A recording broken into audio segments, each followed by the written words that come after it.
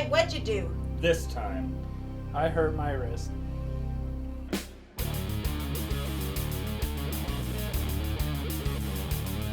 Inspector Harris. Inspector Breen, We're the RSI Patrol. Vancouver Public Library, Repetitive Strain Injury Patrol. Accident Scene Investigators. We take you inside the story.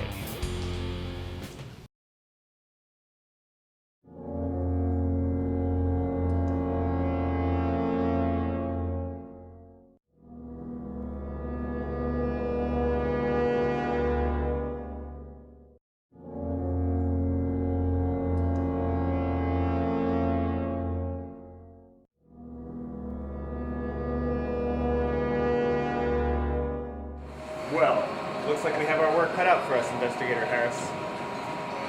You might say, how do you get a repetitive strain injury in a public library of all places? Well, just watch. You've been here before. More than once. Yeah, I've got a rap sheet as long as my sore, tired arm. We'll get back to this victim in a second. First of all, what are RSIs? They're physical problems caused by overloading the muscles. Pain, swelling, and deterioration of tendons and ligaments. RSIs can be cumulative injuries that can have an acute onset. Caused by a sudden increase in workload.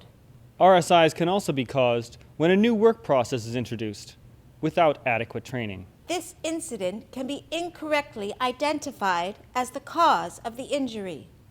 Let's talk about risk factors.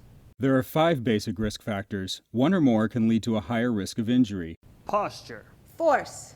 repetition. And don't forget the 2 less commonly known words. Oh yes, that's right. Duration. And local contact stress. Risk factors are compounded by things like age. Older workers tend to lose strength and flexibility and ability to recover. You mean me? Level of fitness. Couch potatoes are at a higher risk of injury. Non-work activities can have an impact. And your personal posture is another risk factor. A video analysis of typical work tasks at VPL revealed that shelving, circulation sorting, and filing involve combinations of high force and repetition. Workers shelve 4 books per minute, but for every 9 books shelved, they perform 15 additional unnecessary, physically demanding, and potentially injurious motions, like lowering an armful of books to the floor, relocating books to different shelves, or squatting and lifting while holding an armful of books. The physical work of shelving is made more difficult due to the use of pinch grips, carrying a load while the free hand makes space on the shelves, bookends that don't slide easily, overcrowded shelves that result in excessive shuffling of books between shelves, and excessive reaches for smaller workers. You can't get me on that one. Eye strain can occur because of prolonged visual searching, particularly with the head tilted up. The tasks at check-in, check-out, and the computer are lower in force, but highly repetitious.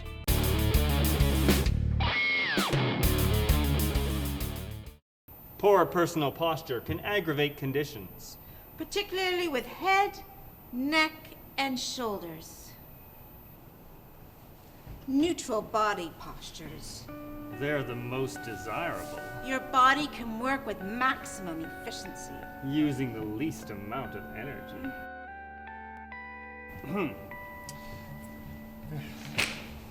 Shoulders should be relaxed, and head and neck in a natural position.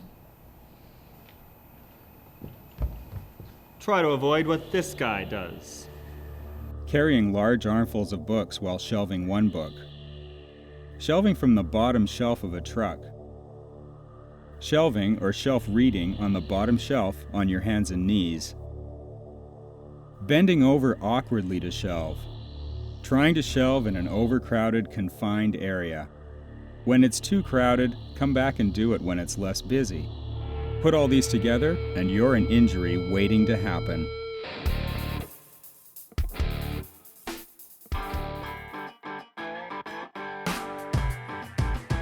Work demanding forceful exertions can overload muscles, tendons, and ligaments. forceful exertions like lifting, pushing, and pulling. Don't overload book trucks, especially the bottom shelves. Only the lightest material or none at all should be put on the bottom shelf. And try to shelve directly from the book truck whenever possible. Avoid pinch gripping. Pinch gripping is only for fine tasks. Always use a power grip. Avoid the book rest position and the pizza grip. They're bad for the wrists. Always opt for the two-handed grip. Try to avoid reaching. Keep the task as close to the body as possible. Push the books forward, please. Thank you. Injuries are also common with fine finger and hand work.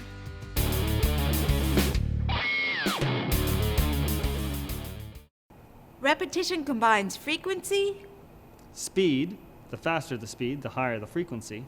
and duration. The length of time a task is performed. Repetitive movements wear down the body over time. When the same muscles are used over and over again, they don't have time to recover between repetitions. Blood supply increases and muscles cramp. Injuries to tendons and ligaments are difficult to treat. They can become chronic conditions. There's always a lot of shelving to do, Remember to stop now and again. and do some gentle stretching. And when keyboarding for extended periods of time, remember to pause at intervals for some gentle stretching.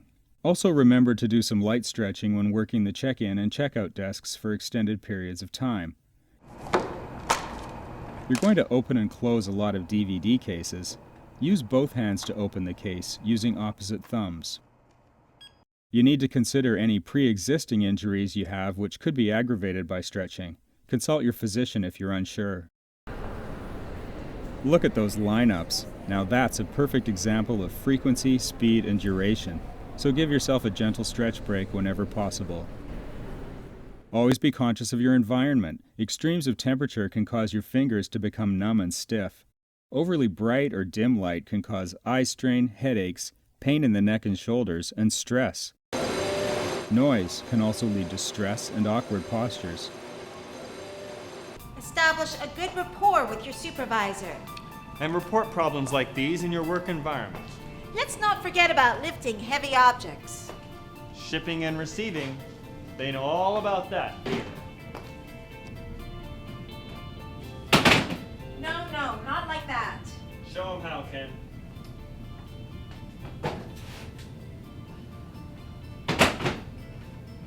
Face the box squarely. As close as possible. Bend at the knees.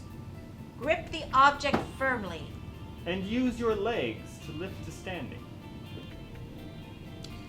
If a box is very heavy, Ask a coworker to help.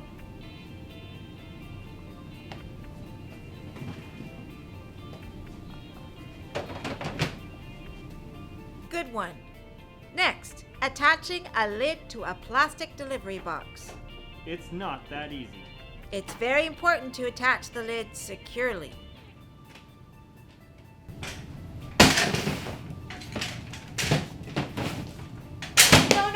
No. Hey, Ken, show him.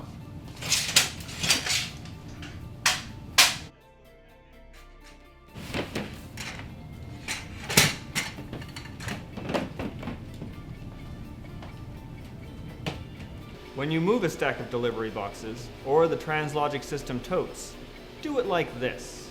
For lighter loads, use both hands, one on the handcart and one to steady what you're moving. This renders a stack of boxes quite easy to move. For heavier loads, you may need to split it into 2 loads. Always work within your strength.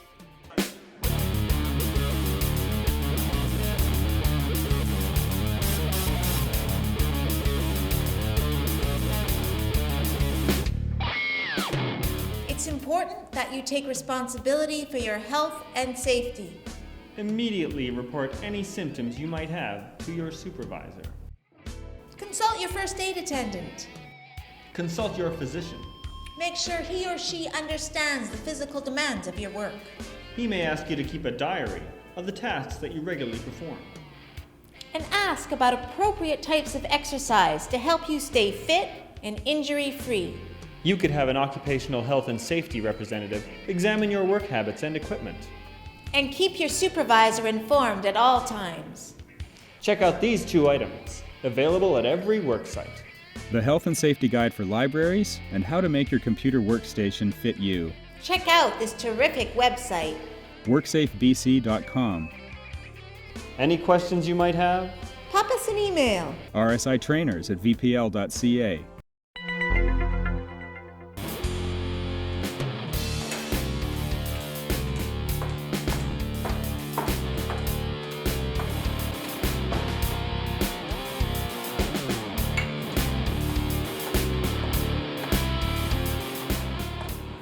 This is the result we're after. Uh-oh, just a second. Deja vu again. What'd you do? This time. You don't want to know. Well, you know, it's whatever.